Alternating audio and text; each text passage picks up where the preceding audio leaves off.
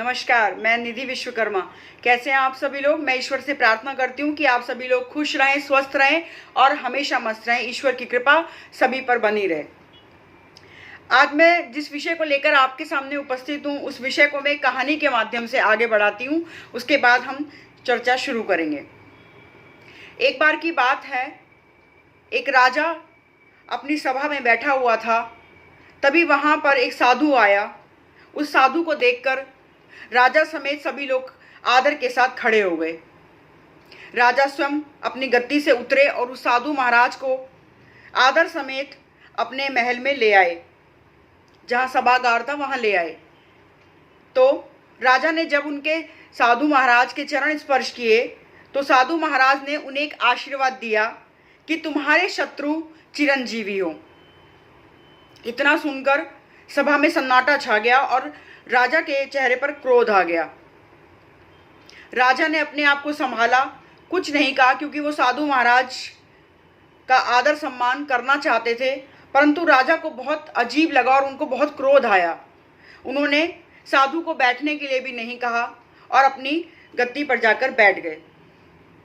तब साधु बोले कि मैंने आपको आशीर्वाद दिया, आपने उसको स्वीकार नहीं किया और आपने मुझे बैठने के लिए स्थान भी नहीं दिया।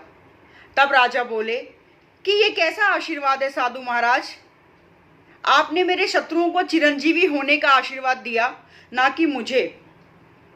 तब साधु बोले कि अगर तुम सोचोगे तो ये आशीर्वाद तुम्हारे लिए ही था, तुम्हारे शत्रुओं के लिए नहीं।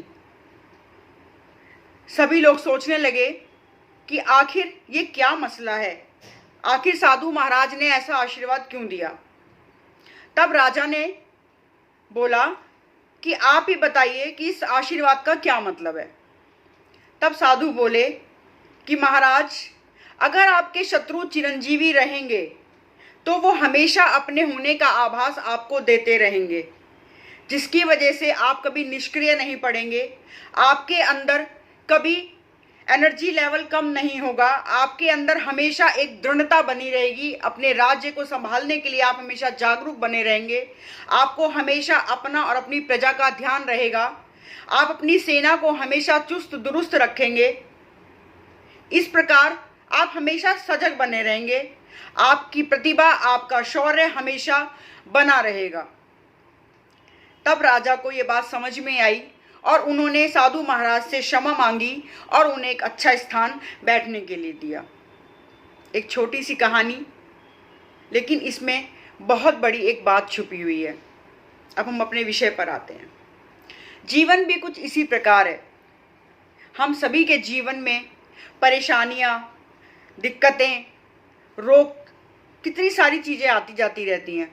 कभी बीमारी आ जाती है, कभी पैसों की तंगी, कभी हमें कोई और परेशान करने लगता है, बहुत सारी, कभी हमारा कैरियर सेट नहीं होता। तो ऐसे बहुत सारे शत्रु हमारे जीवन में आते रहते हैं हमारा रास्ता रोकने के लिए। लेकिन जिस प्रकार सोने को एक अच्छा रूप लेने के लिए तपना पड़ता है, ठीक उसी प्रकार हमारे जीवन में हमारे व्यक्तित्व को हमें भी तपना पड़ता है। और ये परिस्थितियाँ, ये हमारे साथ जो परेशानियाँ चलती हैं, ये हमें तपाती हैं। तपने का मतलब निखरना। तो जीवन में कितनी भी परेशानियां आए, जीवन में किसी भी प्रकार की कोई भी परिस्थिति हो, उसको अपने धैर्य से, अपनी बुद्धिमत्ता से, अपनी बड़ी सोच से संभालते चलिए। उसके साथ कदम से कदम मिलाते चलिए और एक दिन आप विजयी जरूर हो जाएंगे। दूसरी बात, अपनी सोच को हमेशा बड़ा रखिए। यदि आप छोटी सोच को लेकर चलेंगे, मैंने बड़े बड़े महलों में छोटे लोगों को रहते देखा है और छोटी छोटी झोपड़ियों में बहुत बड़े बड़े लोगों को रहते देखा है। अब आप कहेंगे ऐसा कैसे हो सकता है।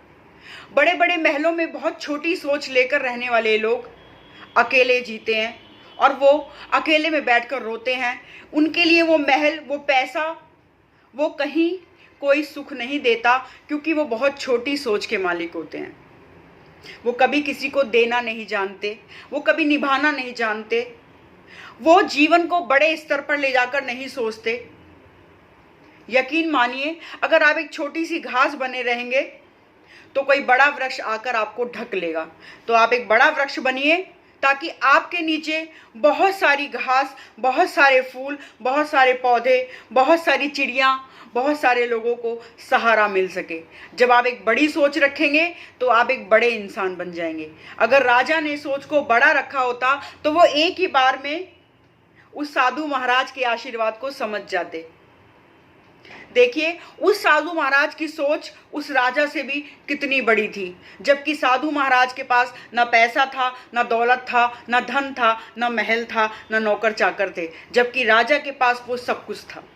तो अपने विजन को बड़ा रखिए, अपने जीवन की आने वाली हर परिस्थिति को सहस्र स्वीकार कीजिए। ईश्वर जो हमें देते हैं उसके लिए बहुत बहुत धन्यवाद दीजिए, क्योंकि हमसे नीचे ऐसे बहुत सारे लोग हैं जिनके पास वो भी नहीं है जो हमारे पास है।